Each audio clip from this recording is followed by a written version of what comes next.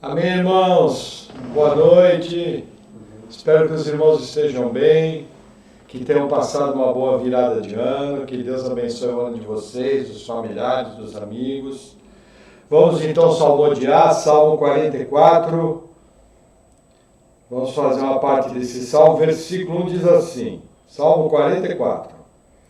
Ó Deus, nós ouvimos com os nossos ouvidos, e nossos pais nos têm contado a obra que fizeste em seus dias, nos tempos da antiguidade.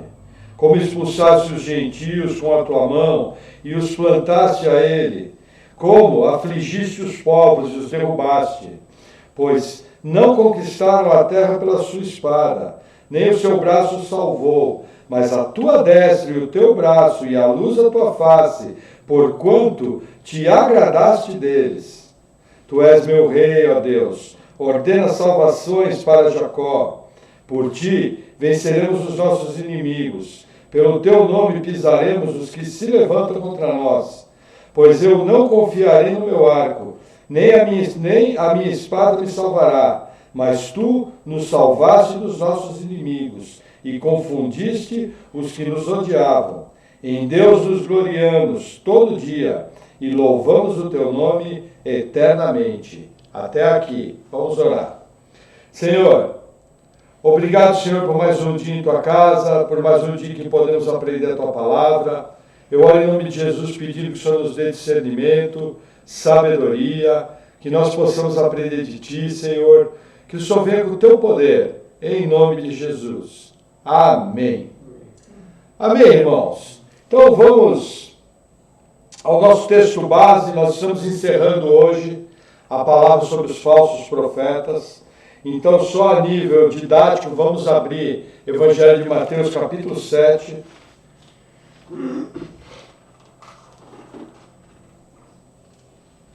Nós vamos ler o versículo 22, que diz assim: Muitos me dirão naquele dia, Senhor, Senhor, não profetizamos nós em teu nome, e em teu nome não expulsamos demônios, e em teu nome não fizemos muitas maravilhas? E então lhes direi abertamente, nunca vos conheci, apartai-vos de mim, vós que praticais a iniquidade. Veja, já exploramos esse assunto, eu creio, não foi um estudo exaustivo, mas foi um estudo bem completo. E para fechar com chave de ouro, nós vamos agora para o capítulo 14 de 1 Coríntios e vamos ver o que a Bíblia normatiza sobre o uso dos dons em culto. Por quê? Uma das principais atuações de falsos profetas, de curandeiros evangélicos, de gente mal intencionada que está lá para tomar dinheiro do povo, justamente é nos cultos. Nos cultos de hoje também é que você percebe a infestação demoníaca dentro da igreja. Pessoas inspiradas direta ou indiretamente por espíritos malignos, fazendo todo tipo de desobediência no culto. E na questão dos dons espirituais, como eu já expliquei, é muito importante a gente ser rigoroso nisso.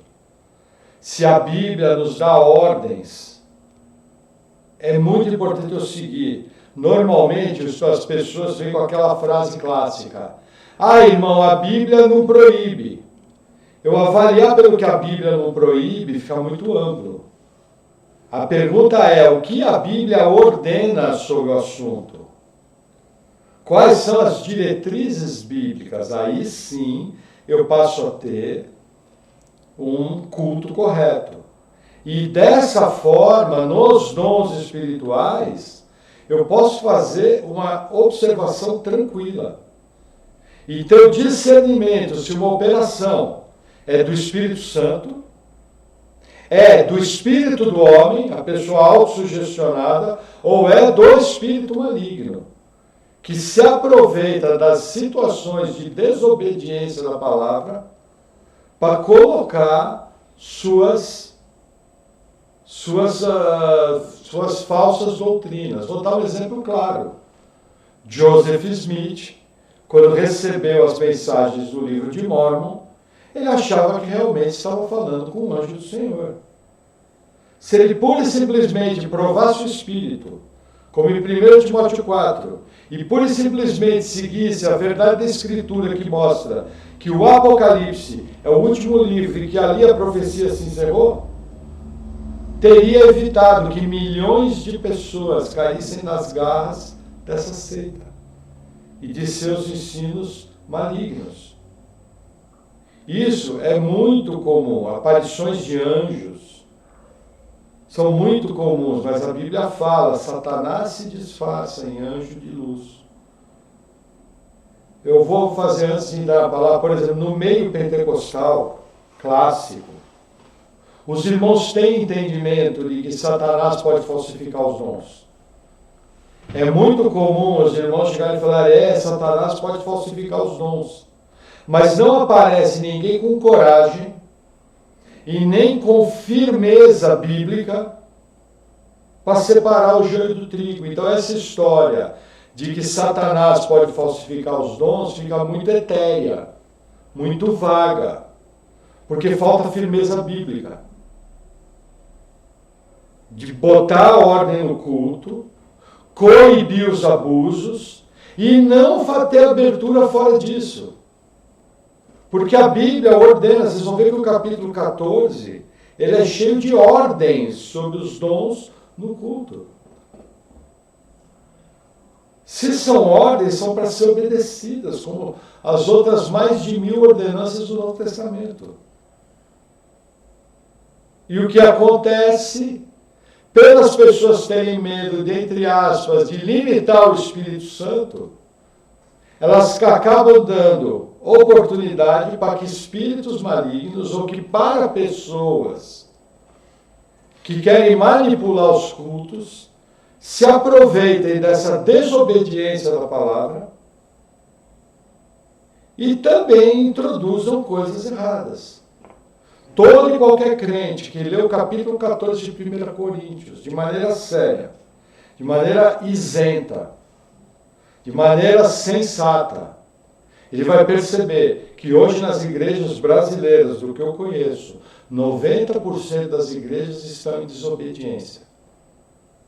Não obedece a palavra do Senhor, principalmente nas línguas e nas profecias. É uma desobediência de um tamanho absurdo. Sendo que a Bíblia não é complicado, vocês vão ver juntos o capítulo 14 de Coríntios, é extremamente simples. Do meu hermenêutica é extremamente simples, uma interpretação é extremamente simples. É só ler e aplicar. Simples como uma criança de 10 anos entende. Só que as pessoas, sem vigiar, sem a firmeza bíblica, estão endossando dentro dos cultos a desobediência bíblica, em nome dos dons espirituais. E dessa maneira, em muitos casos, abrindo para que doutrinas de demônios entrem dentro da igreja e contaminem o culto verdadeiro. Amém? Então vamos nos dirigir a 1 Coríntios 14. Eu vou fazer uma leitura expositiva do capítulo. É um capítulo extenso, eu não vou explorar ele de maneira extremamente técnica, eu vou explorar ele de uma maneira mais prática.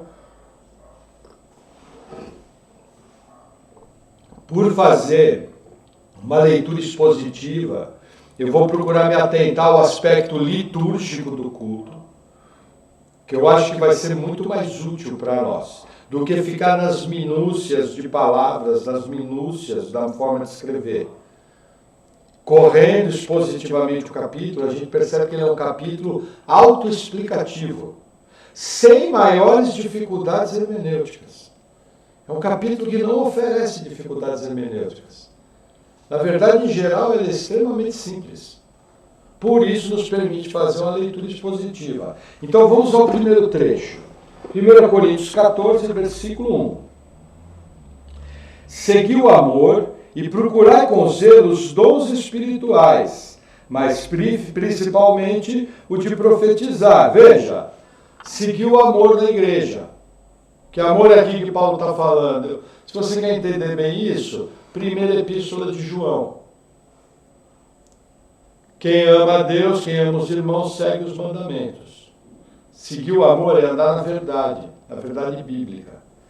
E Paulo nos fala o seguinte: buscai os dons, não tem problema buscar os dons, mas principalmente o de profetizar. E ele explica, versículo 2, porque o que fala em língua desconhecida não fala aos homens, senão a Deus, porque ninguém o entende, e em espírito fala mistérios. O que acontece? Quando alguém ora apenas em línguas, ele está se dirigindo essa oração a Deus. Por que ele fala mistérios? Mistérios para quem está ouvindo. Porque ninguém o entende. Aqui é a palavra mysterion. A ninguém é revelado. Ninguém entende. Então, quando eu oro em línguas, eu estou me dirigindo a Deus, no chamado dom de línguas. Versículo 3. Mas o que profetiza fala aos homens, para edificação, exortação e consolação. Olha que interessante. Primeiro critério. Quando a pessoa profetiza, ela está falando aos homens, porque ela profetiza em língua conhecida. Segundo motivo, ela vai fazer o quê? Ela vai edificar a igreja, ela vai exortar a igreja e ela vai consolar. Então, primeiro critério, está havendo uma atividade, um ofício de profeta na igreja. Ele vai ter que exortar, edificar e consolar. Esse é o primeiro critério. Ah, saiu fora disso. Abre o olho. Se saiu fora disso, virou showzinho, Deus já não está naquilo. Deus não faz show. Deus se comunica de maneira eficaz, exaltando as verdades da palavra. E aí ele continua, versículo 4.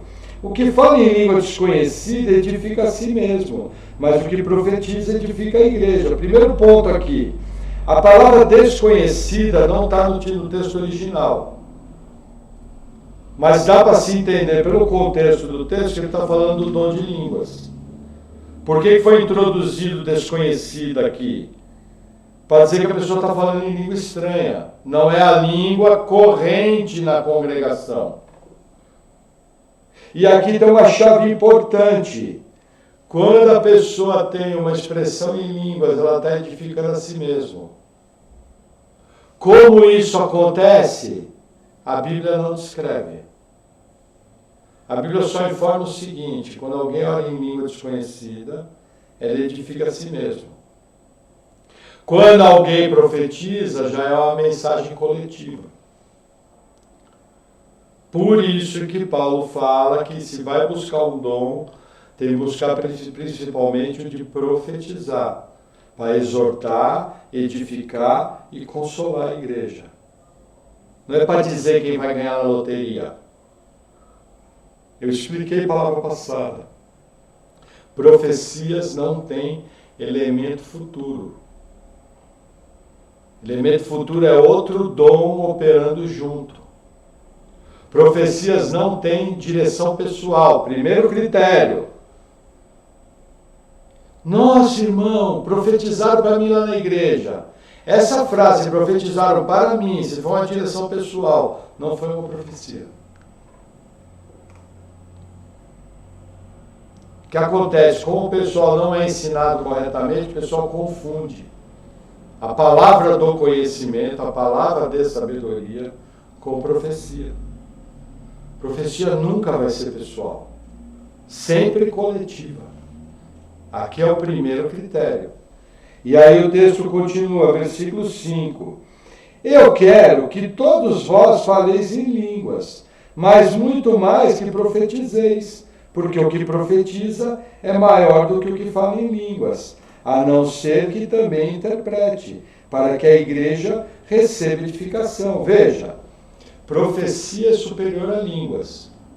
Porém, quando as línguas têm interpretação, elas ganham status de profecia. Paulo está nos ensinando que quando é línguas com interpretação, ela edifica a igreja. O que acontece hoje em dia? Hoje em dia, nos púlpitos, o camarada fica falando maionese em polonês, e no meio do que ele está falando maionese em polonês, ele fala: Senhor, nós te amamos. Senhor, tu és grande. Senhor, tu és maravilhoso. Isso não é línguas com interpretação. Línguas com interpretação não opera assim. Isso é desculpa de alguém carnal, desobediente, que quer orar em línguas alto, e no meio da oração em línguas ele faz exclamações de louvor. E quer dizer que isso é línguas com interpretação. Não é. Não aceite. Porque, Senhor, nós te amamos, Senhor, tu és grande. Vou te dar o critério bíblico. Está exortando a igreja? Senhor, tu és maravilhoso. Está edificando a igreja? Senhor, tu és grande. Está consolando a igreja? Não. Então, tem que ter pessoas com discernimento. Se um irmão começa a pirar o cabeção, como diz por aí, falar em línguas, e com essas expressões de louvor no meio, alguém tem que chamar de lá e falar: irmão, o irmão deveria obedecer a Bíblia e orar para si mesmo em língua.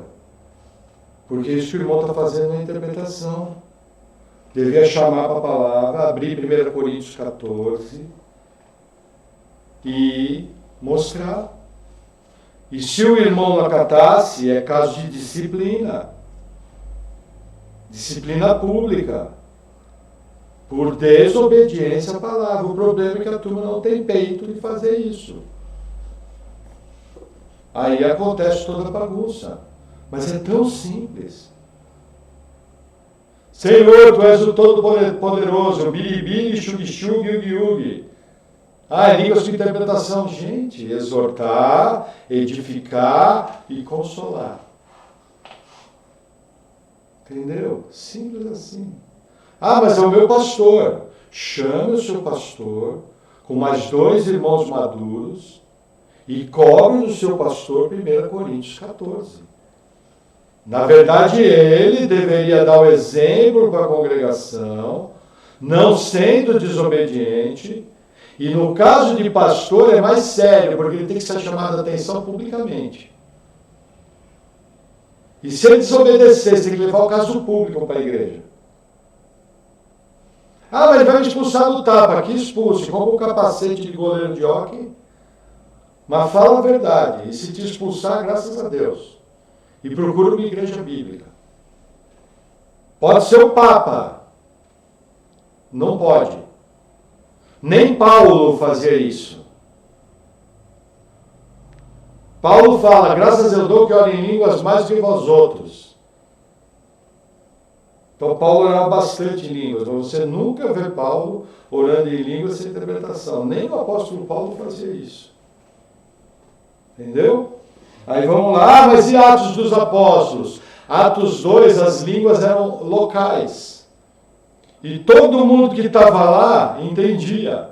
Porque tinha visitantes de todo o Mediterrâneo na festa de Pentecostes.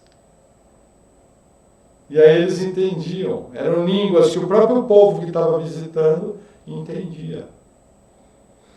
Aqui em Coríntios parece que é uma natureza diferente de língua. Ou que a igreja de Corinto não era capaz de identificar que língua era aquela. Vamos entrar por aí que eu acho que é mais prudente. Versículo 6.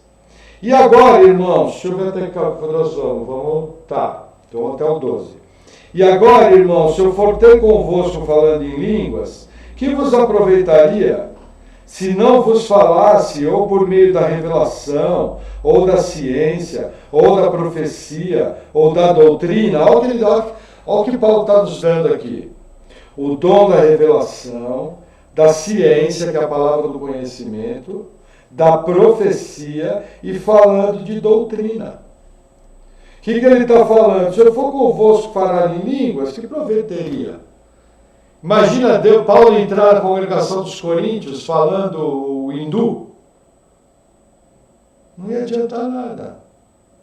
Agora, quando ele entrava exercendo o dom da palavra do conhecimento, da revelação, da profecia, quando ele falava doutrina, ele falava em língua corrente. Percebe? A função dos dons é edificar a igreja. A função do dom de línguas é edificar a pessoa, é um dom particular. Para ela mesma. Não é um dom para ser exercido publicamente. Dom de línguas não é para ser exercido publicamente. Essa é a verdade bíblica. Duro de você encontrar uma igreja bíblica nesse sentido. Duro. As igrejas fazem o contrário, mandam orar em línguas altas. Sem interpretação. Aí eles veem com o argumento que está ativando o Espírito Santo. Não tem na Bíblia tal termo, ativar o Espírito Santo. Está desobedecendo a palavra. Não entendo de onde tiraram, é porque não tinha ninguém com bom senso para filtrar. Será que não tinha uma criança de 9 anos, espertinho na escola, para interpretar 1 Coríntios 14 na igreja? Lê. Criança de 9 anos já lê, pastor, aquele ali está orando em língua. Aquele ali não. Difícil interpretar, né? Percebe a seriedade do que está acontecendo? E aí o texto continua, 7. Da mesma sorte que se as coisas inanimadas que fazem som, seja flauta, seja cítara, não formarem sons distintos, como se conhecerá o que se toca com a flauta ou com a cítara? Porque se a trombeta der som incerto, quem se preparará para a batalha? Assim também, vós, se com a língua não pronunciardes palavras bem inteligíveis, como se entenderá o que se diz? Porque estareis como que falando ao ar. O que Paulo fala? Você tem um instrumento musical. Se ele não seguir uma partitura, não sai música. Você tem uma trombeta para avisar o exército. Se a trombeta não der o som de rebate correto, o exército não vai saber se tem que ir para a direita, se tem que ir para a esquerda, se tem que avançar ou se tem que recuar. Se vem alguém falando em línguas, cai nesse último versículo que ele leu. Veja, porque, no final do versículo 9, como se entenderá o que se diz? Porque estaríeis como que falando ao ar. Voltando à nossa criança de 9 anos. Pastor, tem um monte de gente orando em línguas na igreja, mas eu não estou entendendo nada. Isso mesmo, irmão. Estou falando ao ar. Simples assim. 9 anos de idade dá para entender. Está falando em línguas. Ninguém entende aquela língua. Está jogando palavras ao ar. É infrutífero. Simples assim. Versículo 10. Há, por exemplo, tanta espécie de vozes no mundo, e nenhuma delas é sem significação. Olha que interessante, aqui que Paulo está falando. Todos os vários idiomas que tem no mundo. Mas todos eles, para quem fala o idioma, têm significado. Todos. São as vozes que há no mundo. São idiomas locais. Assim também vós...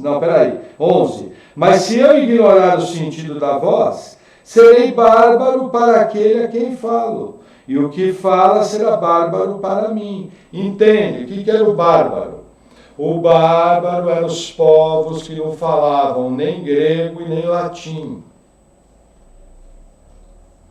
Então eles não eram compreendidos no mundo antigo. Então, o que Paulo usa aqui? Se eu falo num idioma que ninguém me entende, eu sou bárbaro para aquele que está me ouvindo. E se alguém fala num idioma que eu não entendo, ele é bárbaro para mim. Então Paulo dá uma explicação simples, as línguas têm que ter interpretação. Senão é como um bárbaro falando. O cara está falando maionese em polonês e você não sabe o que ele está falando. Simples assim. E aí continua, versículo 12. Assim também vós, como desejais dons espirituais, procurai abundar neles, vírgula, para a edificação da igreja. Principal fato dos dons, edificar a igreja. Se alguém começa com diz que me diz no culto, e aquilo não é para edificar a igreja, abre o olho. Qual o maior diz que me diz que tem no culto hoje? Falar em línguas altas sem interpretação. Porque a Bíblia fala que ele edifica a si mesmo, não a igreja. Já estou chamando a atenção para mim. E não estou edificando ninguém. Na verdade, eu sou um desobediente, e eu estou achando que eu sou espiritual, mas na verdade eu estou roubando a atenção do culto, estou incitando os outros a serem rebeldes em relação à palavra, e estou pagando uma de espiritual. Porque não tem ninguém dentro da congregação que tenha 1 Coríntios 14 na Bíblia dele. A página de 1 Coríntios 14 foi arrancada da maioria das Bíblias brasileiras. Foi riscado tudo com caneta, para ninguém ler. Porque não se prega 1 Coríntios 14. Poucos são os lugares que se prega 1 Coríntios 14. E o texto continua, versículo 13. Por isso que fala em língua desconhecida, ore para que possa interpretar. Por quê? Fecha o versículo anterior. Se ele interpreta, edifica a igreja. Versículo 14. Porque se eu orar em língua desconhecida, o meu espírito ora bem, mas o meu entendimento fica sem fruto. Veja, aqui existe uma discussão muito interessante. O pessoal fala que orar em espírito é orar em línguas. Eu acho que essa não é a melhor formulação. A melhor formulação é o seguinte: quando eu oro em línguas, o meu espírito ora bem. Por quê?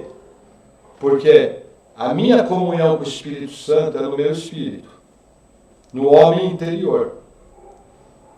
Meu espírito é um só com o Espírito de Deus. Então o que acontece? Quando eu oro em línguas, é uma oração espiritual, que somente Deus entende, que já foi explicado no começo do capítulo. Porque as igrejas falam o seguinte: irmão, ore agora com o seu espírito, e querem incentivar a orar em línguas. Eu creio que isso é uma inversão do que está escrito. O versículo não está dizendo que orar em línguas é orar em espírito. O versículo está dizendo que quando eu oro em línguas, o meu espírito ora bem. Porque é uma oração espiritual, não é uma oração feita no campo do intelecto, no campo da psique, alma. É uma oração feita no campo da pneuma, espírito. Entendeu? Eu não posso inverter o versículo. Realmente, oração em línguas é uma oração espiritual, onde o meu espírito ora bem. Ponto final. Qualquer coisa além disso, eu estou colocando coisa pessoal. Agora vamos todos orar em espírito. Não é exatamente isso que o versículo está dizendo. Aí olha que interessante. Mas ele fala no final do versículo 14, mas o meu entendimento fica sem fruto. Sem fruto por quê? Porque a pessoa não sabe o que a língua está falando. Ficou sem fruto o entendimento. É uma oração feita no Espírito. É o Espírito da pessoa, que é um só com o Espírito de Deus, que em mistérios fala com Deus, conforme o começo do capítulo explicou. Só. Aí continua, versículo 15, aí Paulo começa a dissertar. Que farei, pois? Orarei com o espírito, mas também orarei com entendimento. Cantarei com o espírito, mas também cantarei com entendimento. Olha que interessante. Aqui é um versículo que muita gente não quer arriscar palpite. Mas para mim o que está escrito aqui é muito simples. Existem dois tipos de oração. Oração em espírito, línguas. Oração com entendimento, língua audível. Existem dois tipos de louvor. Cânticos em línguas, com espírito. E cânticos em palavras do idioma corrente, através da alma. Simples assim. A pessoa está cantando louvores em línguas, ela e Deus, o problema dela. Está seguindo esse versículo aqui. Eu também não posso proibir o que a Bíblia não proíbe. Paulo está falando, vou reler, parte B do versículo 15, cantarei com o Espírito. Do que ele está falando aqui? Segundo o contexto do capítulo. Cantarei em língua desconhecida. Da mesma maneira que eu não posso orar em língua estranha, sem interpretação, eu não posso dizer que eu não posso cantar em línguas. Você percebe o problema das pessoas? Porque a turma desobedece aqui, o outro quer tirar o sentido do versículo aqui. E o versículo é simples. Você ora em língua desconhecida e ora em língua conhecida. Você canta em língua desconhecida e você canta em língua conhecida. Ponto final. Simples. Novamente, o garoto de 10 anos é que vai ler esse versículo. Não é uma interpretação complicada. O texto é simples e claro. Versículo 16. De outra maneira, se tu bendisseres com o Espírito, como dirá o que ocupa o lugar de indouto, o Amém, sob a tua ação de graças, visto que não sabe o que dizes? Olha o que Paulo está falando. Vamos supor, vou parafrasear, que você ora em línguas bendizendo a Deus.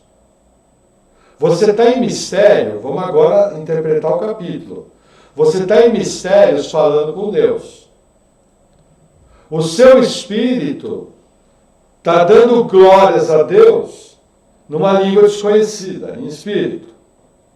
Mas quem está ouvindo não pode fazer uma concordância com você. Porque ele não sabe o que você está falando. Porque você está orando numa língua desconhecida.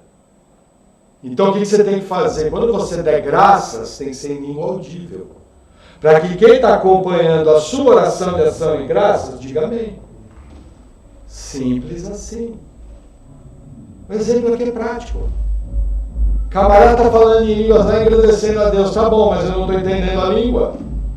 Como é que eu vou falar amém? Aí levou uma criança de 6 anos no culto. Louvado seja Deus, aleluia. Aqui todo mundo faz, amém. Acabou. Simples. Eu quero louvar o Senhor, o Deus Todo-Poderoso, com a paz do Senhor Jesus. Amém. Se canta lá na praia, Malacai, Malacai, Malacai. Cri, cri, cri. Percebe? É prático. O capítulo é extremamente prático. Que farei, pois, se você está dando graças em língua desconhecida, como quem está ouvindo vai poder dizer amém e concordar com você? O exemplo é prático.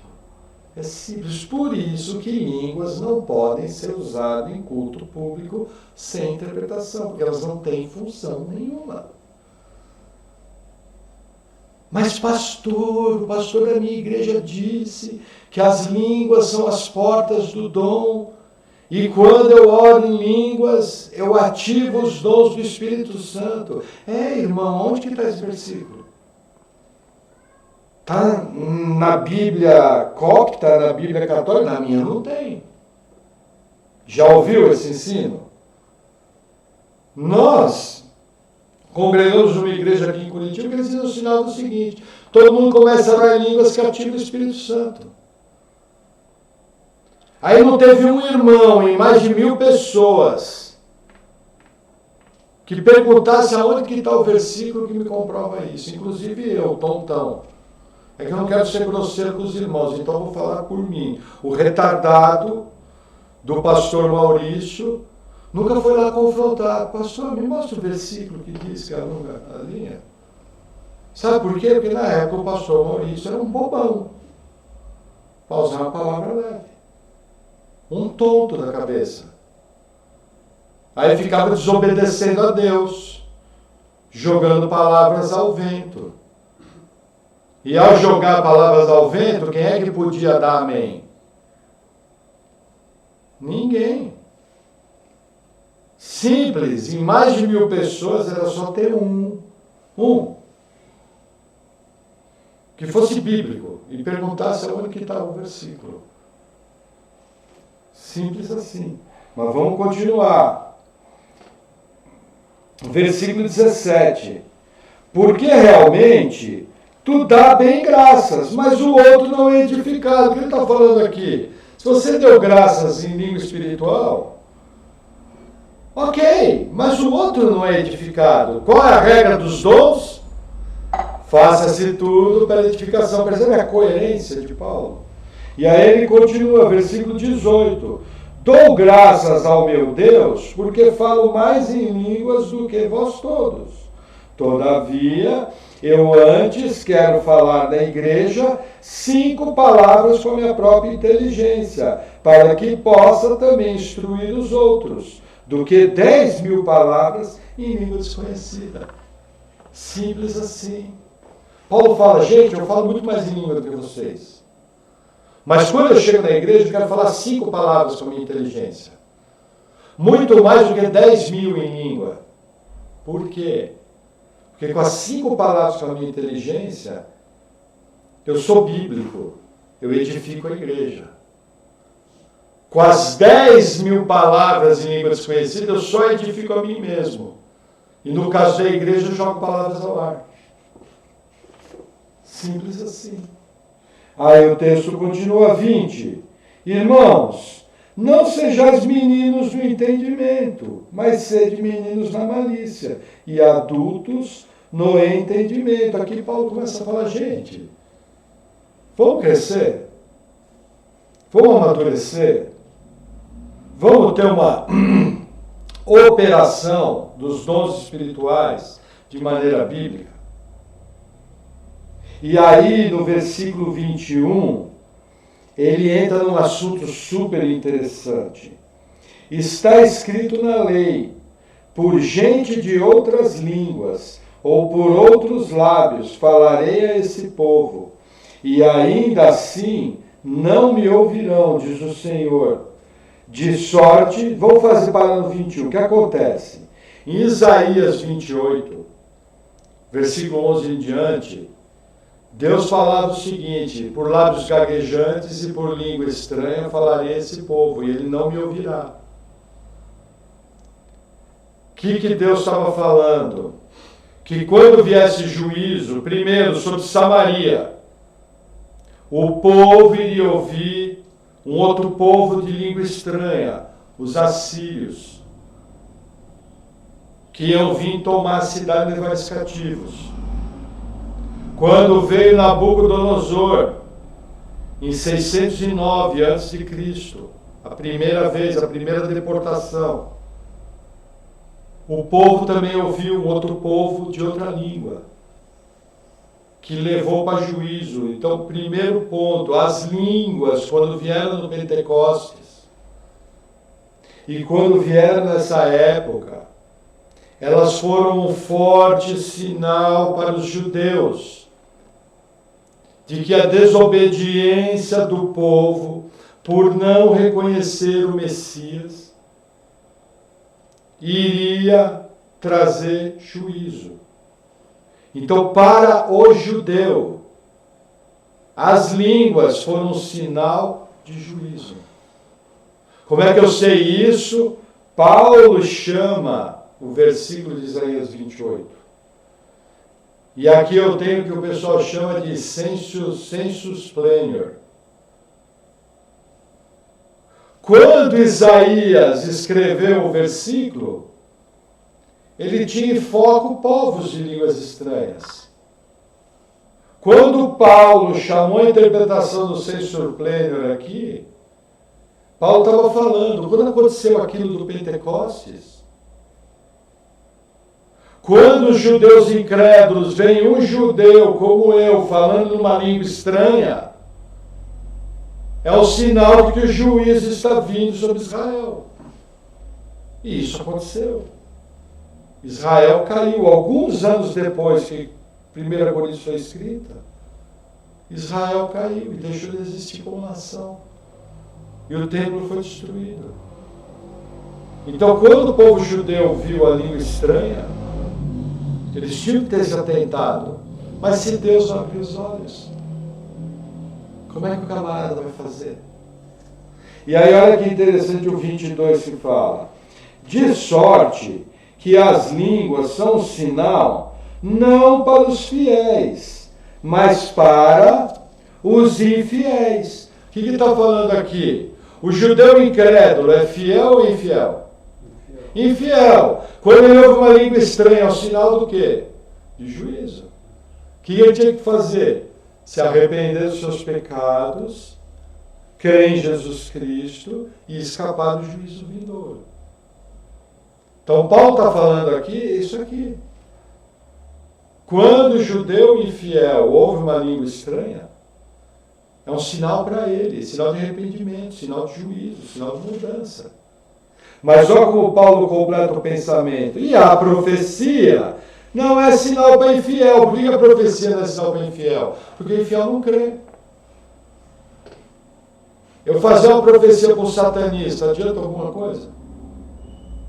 Não. Eis que tu buscarás santidade, limpa o pecado da tua vida. Tal. O cara vai começar a rir. Perigoso dar um infarte no cara de tanto rir. Então a profecia é para quem crê. Que Deus está dando palavras inspiradas para a edificação da igreja. A língua, no caso do judeu, por que eu falo no caso do judeu? Porque Paulo, no versículo anterior, nos dá o contexto do que ele está falando. Isaías 28. Já não é esse contexto hoje. Aqui Paulo está falando de uma comunidade lotada de judeus espalhados. Havia judeus em toda a Ásia, havia sinagoga em toda a Ásia, em toda a Europa. O que aconteceu no Pentecostes foi muito sério. O judeu tinha que ter se despertado. Então Paulo mostra que a profecia é um sinal para dentro da igreja. E a língua foi um aviso para o povo judeu. Ele adiciona mais uma característica à língua. Isso aqui não invalida quem ora em língua e edifica a si mesmo.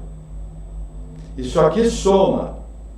Quem ora em língua edifica a si mesmo, e nessa época aqui, o judeu que ouviu falar em idioma estranho tinha que entender que Isaías 28 estava se cumprindo. Sabe qual que é o curioso da igreja hoje? Tem um grupo gospel de música de sucesso que canta a seguinte música: por lábios gaguejantes e por língua estranha falarei, dizendo, esse é o meu nome. Por lábios gaguejantes e por língua estranha falarei. Fazendo uma festa na música, mas o versículo é de juízo. Como que eu consigo fazer uma música festiva em cima do versículo de juízo? Vou te responder por puro desconhecimento bíblico. Já pensou que bacana? Os assírios, quando levavam embora, levavam anzol preso na boca. Os assírios eram extremamente sangrentos. Eles punham ganchos no corpo. E levavam arrastado. Sabe por que eles punham gancho? Para causar sofrimento. E aí estão fazendo louvor com uma coisa dessa, sem saber. Você vê como anda o nosso louvor. E a gente pulava. O Zé Bocó e o Bocozinho. Sabe? Maldita ignorância bíblica. O trouxa, falando de mim, o trouxa ainda dançava. Bobão. Falta de Bíblia, vai lá procurar. Lê o capítulo inteiro de Isaías. Percebe a seriedade? E tem muita gente fazendo festinha nessa música até hoje. Versículo 23. Se, pois, toda a igreja se congregar no lugar, e todos falarem em línguas, e entrarem em doutos ou infiéis, não dirão porventura que estáis loucos? Aqui eu acho que Paulo fez uma visita numa igreja pentecostal ou carismática do século XX no Brasil. Porque se um incrédulo entrar na igreja e todo mundo está falando em língua, ele vai achar que é tudo louco. Ele vai lá para cá e fala, o que eles estão fazendo ali? O que era aquilo? Ah, irmão, aquilo era o dom do Espírito. Não, realmente, mas aquilo era a desobediência do povo. Paulo aqui está falando do retrato de 20 séculos depois. Acontecia a mesma coisa em Corinto. Igualzinho. E aí o texto continua. Versículo 24. Mas se todos profetizarem, e algum indulto ou infiel entrar, de todos é convencido, e de todos é julgado, porque os segredos do seu coração ficam manifestos. E assim, lançando-se sobre o seu rosto, adorará a Deus, publicando que Deus está verdadeiramente entre vós. O que Paulo está falando aqui? Todos os dons operados em língua audível, o de profecia, a palavra do conhecimento, a revelação. Quando o incrédulo ouve, os segredos do coração dele podem ser revelados. Se isso acontecer, ele vai se lançar aos pés do Senhor, reconhecendo que Deus está entre vós, como aconteceu centenas de vezes na história da igreja, de pessoas entrarem e o pregador ter o discernimento de tudo que estava acontecendo. E a pessoa reconheceu, realmente é Deus. Tem gente que fala, olha, eu entrei na igreja, o pastor estava pregando, pregou minha vida inteira ali. O pastor, sem saber, estava sendo usado por Deus para descortinar os segredos do coração daquela pessoa. Isso é muito comum. Isso é muito sério. Aí vamos lá, deixa eu tomar um gole d'água, vamos para o versículo 26.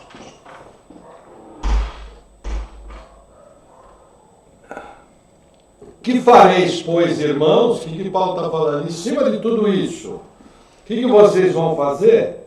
Paulo responde, quando vos ajuntais, cada um de vós tem salmo, tem doutrina, tem revelação, tem língua, tem interpretação, faça-se tudo para a edificação. O irmão vai recitar o salmo, é para a edificação. O irmão tem uma palavra de conhecimento, é para a edificação de alguém. O outro irmão tem uma profecia, tem doutrina bíblica, é para edificar a igreja. Agora veja, a língua tem que ter interpretação. Senão não pode. Paulo dá a ordem do culto. Paulo aqui começa a normatizar o culto. Você tem salmo, irmão Rodrigo? Não tem problema. Surgiu uma expressão em línguas com interpretação? Não tem problema. O outro irmão tem doutrina? Não tem problema. Cada um vai fazer a sua parte no culto. Lembrando que naquela época a liturgia do culto era diferente. Me parece que era uma liturgia um pouco mais solta, onde havia mais oportunidade para os irmãos falarem. Também havia muito mais rigor no julgamento. Temos que entender isso. E outro detalhe, o fato de Paulo ter que escrever 2 capítulos sobre os dons, mostra que o culto em Coríntios virou uma bagunça. O que eu estou querendo dizer? Tem igreja que quer pegar esse modelo e colocar hoje como liturgia. O problema é que esse modelo traz o problema de 1 Coríntios, que a igreja era uma bagunça. Tanto é que Paulo teve que sistematizar o culto. Amém? Olha que interessante, versículo 27. Pode abrir. E se alguém falar em língua desconhecida, faça-se isso por 2, ou quando muito 3, ou por sua vez, haja intérprete. Entrou no culto, teve mais de 3 línguas com interpretação, Deus já não está naquilo. Entrou no culto, tem 3 pessoas falando em língua sem interpretação, Deus não está naquilo. Entrou no culto, tem uma pessoa falando em língua sem interpretação, Deus não está ali. Simples assim. E aí o texto continua, versículo 28. O versículo que a turma queria rasgar da Bíblia. Mas se não houver intérprete, esteja calado na igreja e fale consigo mesmo e com Deus. Qual é a orientação bíblica para quem ora em língua sem interpretação no culto? Fica quieto. Mantenha sua boca fechada. Que eu não quero ser grosseiro aqui. Fala você e Deus. Certa vez eu nunca esqueço, perguntando ao pastor, o que vocês fazem quando alguém começa a falar em línguas altas? A gente canta o hino, não sei o que, com a menina. Eu falei, não, lá na igreja eu chamo o cara e falo, nunca mais faça isso. E pego 1 Coríntios 14 e falo, mandei na lata. Eu falei, vocês estão errados. Vocês estão errados, não pode deixar falar em língua sem interpretação.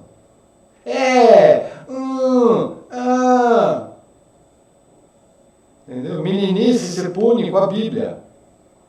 Meninice você pega a Bíblia e aplica Efésios 4, do 11 em diante. Ensina a Bíblia para o irmão, para ele não ser levado de um lado para o outro por qualquer vento de doutrina.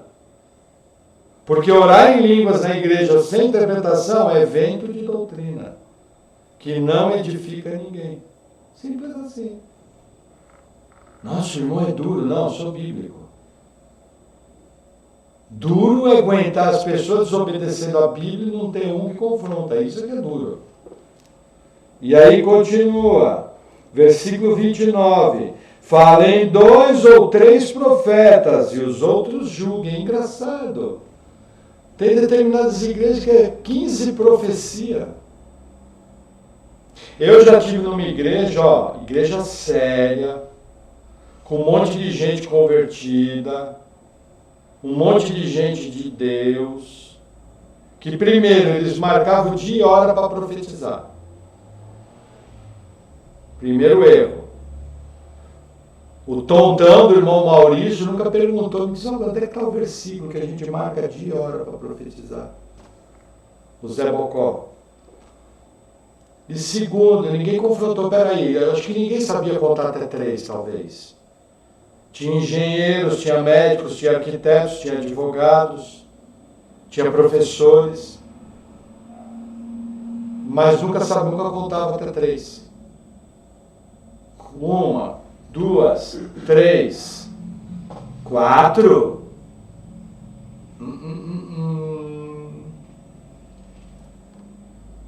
3 profecias julgaram. Irmãos, o Senhor já falou por hoje. Vamos orar que o culto está encerrado. Segundo ponto, em nenhuma igreja que eu fui, eu vi as profecias serem julgadas. Uma vez, na igreja que eu fui salvo, foi a única vez que eu vi operar o genuíno dom de línguas com interpretação, de maneira bíblica. E o pastor da igreja julgou a interpretação e colocou o julgamento para aquele grupo. E os irmãos mais maduros testificou para tudo. Foi a única vez que eu vi julgarem. Uma vez. Uma vez. Porque nem nessa igreja, que nesse momento foi séria, em outras vezes eu vi julgar. aqui na igreja, se profetizar, vai ser julgado pela Bíblia. E se a pessoa falar algo fora da Bíblia, nós vamos chegar e falar, irmãos, isso que o irmão acabou de falar foi da cabeça dele, porque não tem eco na Bíblia. A Bíblia fala o oposto. Essa palavra não foi uma palavra de Deus. Na cara, o irmão vai mais voltar, obrigado. É bom mesmo que não volte. Porque rebelde e desobediente à palavra de Deus, nós não precisamos aqui, a gente precisa de gente seguinte, que se quebrante, que perceba o seu erro, se arrependa e peça perdão à igreja. Irmãos, eu quero pedir perdão à igreja, porque eu me empolguei, falei coisas do meu coração,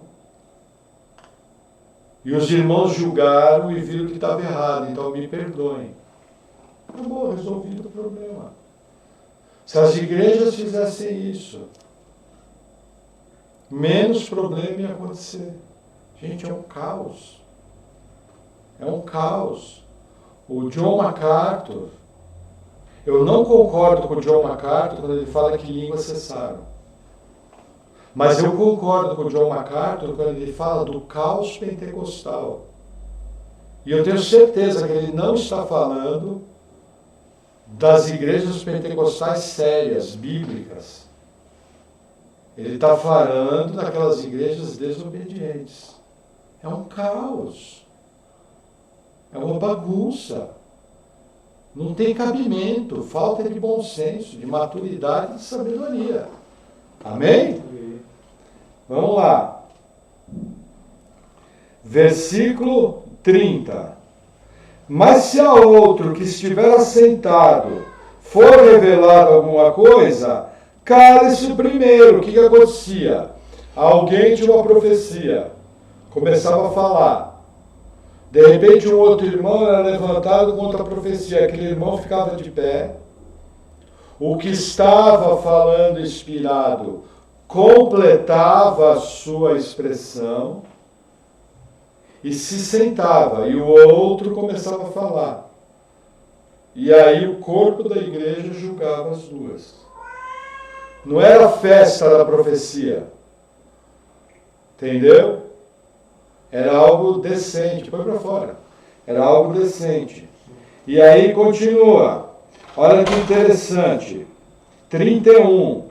Porque todos podeis profetizar, uns depois dos outros, para que todos aprendam e todos sejam consolados. Olha a característica de edificação e consolo aqui. Toda pessoa que tem o Espírito Santo é capacitada por Deus a profetizar. Mas tem que ser feito de maneira bíblica. No máximo 3 e com ordem e decência. E ser julgado. Entendeu? E aí continua, 32. Olha que legal. E os espíritos dos profetas estão sujeitos aos profetas. Já expliquei. Aqui não está dizendo que o Espírito Santo está sujeito ao profeta. Aqui está dizendo que o espírito humano do profeta está sujeito à psique dele, à vontade. A vontade é uma característica da psique, da alma.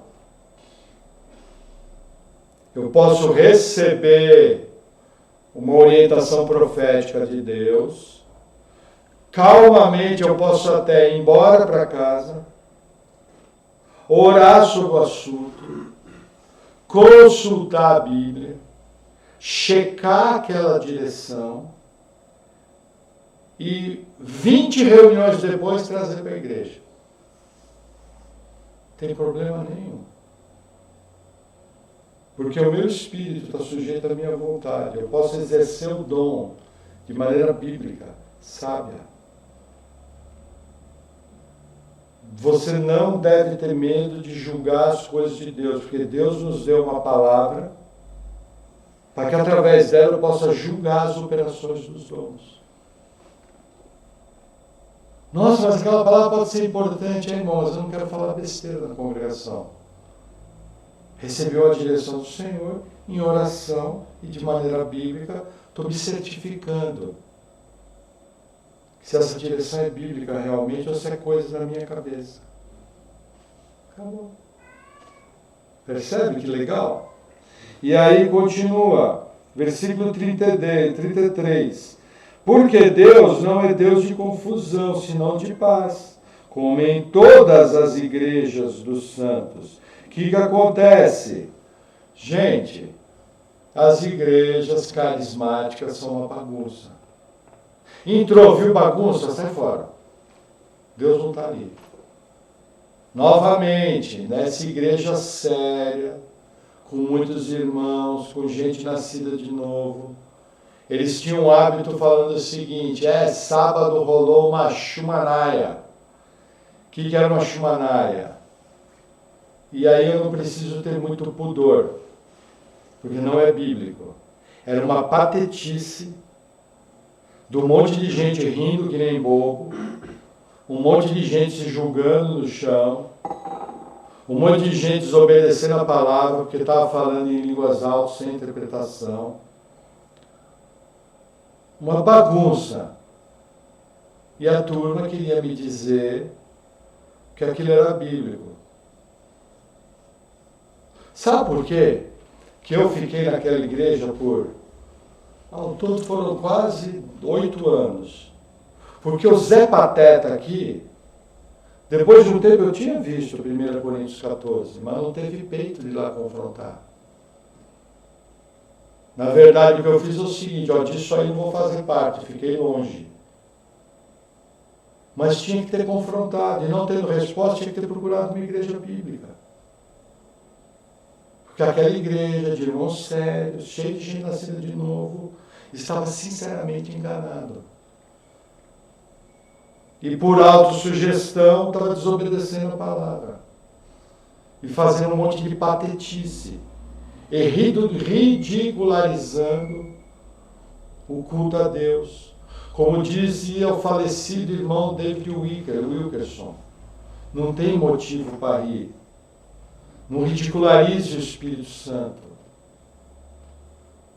Não chame essa bagunça de Espírito Santo. Pessoas estão morrendo e indo para o inferno, sem retorno. Não existe motivo nenhum para rir. Na verdade, o único motivo que tem é para chorar. Porque a alma dessas pessoas vai ser apartada de Deus em sofrimento eternamente. Essa frase eu retirei do vídeo chamado Manifestações Absurdas, do irmão David Wilkerson. Assista. Primeiro você vai ver um homem de Deus pregando. Segundo, você vai ver o que é temor de Deus e ensino bíblico. Muito lindo o vídeo. Ele dá um vídeo de uns 14 minutos, mas todo crente devia assistir. Foi o vídeo que foi o divisor de águas na minha vida, entre o que é certo e bíblico, o que era bagunça, o caos pentecostal. Na verdade, eu gosto do termo caos carismático. Porque nas igrejas pentecostais históricas, se o cara começar a rir, leva um tapa na orelha. Ô irmão, você compõe aí. Nem os pentecostais históricos aceitam isso. Tem igreja pentecostal que se o cara cair duro é capaz de repreender, dizendo que é demônio. Não aceita.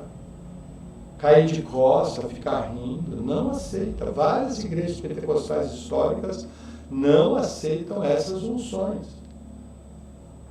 Por quê? Porque tem gente que tem Bíblia lá. Agora, qual o erro das pentecostais históricas? Deixa orar em línguas altas sem interpretação. Mas ainda, falo sinceramente para vocês, dos males o menor. Não causa tanto dano, só vão achar que é meio maluco. Mas não tem bagunça. Porque não pense que na igreja pentecostal histórica muita gente fala em línguas. É 3, 4% da igreja. Numa igreja com 100 membros, tem 3 ou 4 que falam em línguas. Às vezes 5. Até nisso é diferente. No caos carismático, eles querem defender que a igreja toda fala em línguas. E aí vira essa bagunça que a gente vê, vira esse caos. E aí o texto continua, 34. As vossas mulheres estejam caladas nas igrejas, porque não lhes é permitido falar, mas estejam sujeitas, como também ordena a lei. E se querem aprender alguma coisa, interroguem em casa seus próprios maridos, porque é vergonhoso que as mulheres falem na igreja. Veja, não está dizendo que mulher não pode abrir a boca, porque o próprio capítulo 11 fala o seguinte, que a mulher que ora profetiza de cabeça descoberta, desonra a si mesma. Então a mulher podia orar e profetizar na igreja. 1 Coríntios 11. As filhas de Filipe profetizavam, o livro de Atos. Mulher não pode ensinar na igreja. Mulher não pode falar de doutrina na igreja. Mulher não pode ensinar a homens. Mulher tem que estar sujeita ao marido. Mulher não pode exercer liderança. Não pode ser pastora. É isso que está escrito aqui. A Bíblia não pode se contradizer. Versículo 36, caminhando para o fim.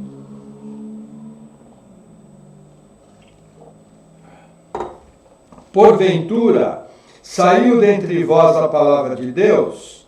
Ou veio ela somente a vós? O que Paulo está falando? Está falando da jactância dos coríntios.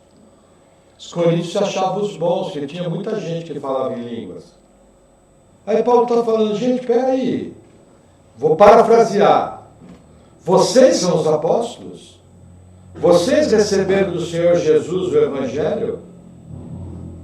Vocês foram comissionados para ir por todo mundo, pregar o Evangelho, vocês agora são os donos da verdade? É isso que Paulo está falando aqui. Na verdade, Paulo está falando assim, vocês estão pensando que vocês são o quê? É isso que Paulo está querendo dizer. Foram evangelizados agora, vocês já são doutores. É o que Paulo está falando. Versículo 37. Se alguém cuida ser profeta ou espiritual, reconheça que as coisas que vos escrevo são mandamentos do Senhor. Olha que coisa séria. Somente orar em língua, se tiver interpretação, é mandamento do Senhor. Profetizar, máximo 3, é mandamento do Senhor. Mulher não exercer liderança e ensino na igreja a homens, é mandamento do Senhor. Evitar a bagunça do culto, é mandamento do Senhor. Não é, olha, eu acho que vocês deviam ser assim, não, é mandamento. Se é mandamento, quando eu desobedeço, não estou andando no amor. Aquele que me ama segue os meus mandamentos. 1 João. Percebe que sério? Quando alguém hoje, século 21, ousa orar em línguas altas na igreja, está desobedecendo o mandamento de Jesus. Pesado, né? Pesado. E aí continua, 38, mas se alguém ignora isso, que ignore. O que Paulo está falando? A gente explica essa parte. Se alguém ignora isso, que ignore, mas você está fora. Ignorou, você não é nem profeta nem espiritual, e não vai ser ouvido aqui. Porque o contexto está ligado ao versículo anterior. Mas se quer ignorar, que ignore, só que tchau você. Você não vai ser tratado como espiritual, nós não vamos te ouvir porque você é desobediente. E era o que as igrejas deveriam fazer. Era o que as igrejas deveriam fazer. Aí o versículo 39, portanto, irmãos, procurai com zelo profetizar, e não proibais o falar em línguas, mas faça-se tudo decentemente e com ordem. O que mais falta nas igrejas hoje? Ordem e decência. Virou uma bagunça. Virou uma bagunça. Eu nunca esqueço, no começo de convertido eu achava legal, eu acho um absurdo a forçação de barra que acontece em algumas igrejas na ceia do Senhor. Começa a neguinha a correr, neguinha a dançar, neguinha a pular, e tudo aquilo dizendo que é uma alegria. mas não tem alegria ali. Jesus foi moído. Pelas suas pisaduras nós fomos sarados. Moeram Jesus na cruz. Ele nunca teve pecado. Ele não precisava estar ali. Mas o que é isso? É um desvirtuamento, transformando a alegria da salvação em caos. Não tem nada de espiritual. Nós deveríamos, se víssemos uma igreja onde a turma começa a pular da cambalhota, da pirueta na ceia, nós deveríamos ir confrontar o pastor. Se o pastor não corrigisse aquilo, você deve sair da igreja. Porque não é uma igreja bíblica. Se você está numa igreja, você fala em línguas altas, você deve confrontar o pastor. Se a igreja não mudar, você deve sair daquela igreja, procurar uma igreja bíblica. Para não se tornar cúmplice do pecado, da desobediência aos mandamentos do Senhor. Eu demorei para tomar essa decisão. Demorei. Foram quase 3 anos sem perceber isso. Aí eu percebi, nisso fui para outra igreja e já comecei a falar que não podia orar em língua sem interpretação. Só que na época eu não era líder. Aí passei por uma outra estrutura, onde eu fui ordenado, e lá também criei muito problema. E aí, quando nós começamos a Patmos, nós entendemos que a gente tinha o dever de obedecer a palavra, para evitar bagunça. Aqui você não vê bagunça. Aqui você não vê caos. Porque dentro da nossa pequenez, nós procuramos seguir a Bíblia de maneira simples e humilde. Se Deus um dia quiser nos dar uma palavra profética, para exortar, para redarguir, para consolar, essa palavra profética vai ser recebida, sem atrapalhar a ordem do culto, sem atrapalhar a pregação do Evangelho, após a pregação do Evangelho, porque o espírito do profeta está sujeito à vontade do profeta, então ele pode esperar. O Espírito Santo jamais vai interromper a ordem do culto. O Espírito Santo jamais vai interromper a exposição bíblica da palavra que ele escreveu. Ele inspirou a escrever. E a pessoa vai ser julgada. E na nossa igreja, se alguém abrir a boca para orar em línguas, estamos no meio do culto, o que eu vou fazer? Eu vou abrir uma pausa no culto e falar, irmão, irmã, por favor, não é nosso hábito orar em línguas alto sem interpretação. Porque 1 Coríntios 14 fala que só se ora em línguas altas com interpretação. Outro detalhe, sem interromper o andamento do culto. Amém? Pastor, a pessoa vai levantar e vai embora. Rodrigo, pega a chave do portão, abre lá. Já vai tarde. Porque eu não quero ser cúmplice de gente que desobedece o mandamento do Senhor. Eu vou falar educadamente. Na hora, porque não pode dar liberdade, deixa, ele é visitante. Não. Na hora, para o culto, irmãos, nós não oramos em língua alta aqui, porque não tem interpretação. Por favor. Encerrou depois do culto, chegar na pessoa e explicar, abrir 1 Coríntios, ler para ele e tal. Entendeu? Mas na hora ele vai ficar envergonhado. Melhor ele envergonhado do que desobedecer o mandamento de Deus.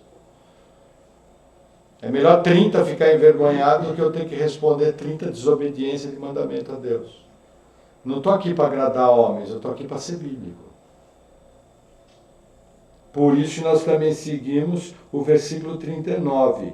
Portanto, irmãos, procurai com zelo profetizar, e não proibais o falar em línguas. Mas é de maneira bíblica. Nós também não ficamos incentivando falar em línguas. Nessa igreja aqui, essa igreja vai completar 7 anos. Nunca, em 7 anos, você viu uma expressão em línguas no culto. Nunca houve. Orar em línguas altas nessa igreja. Nunca. Em 7 anos. E se Deus nos proteger, nunca vai haver. Porque quem ora em línguas edifica a si mesmo. Que falem 2, no máximo 3, mas que haja interpretação e os outros julguem. Amém? Vamos orar? Senhor,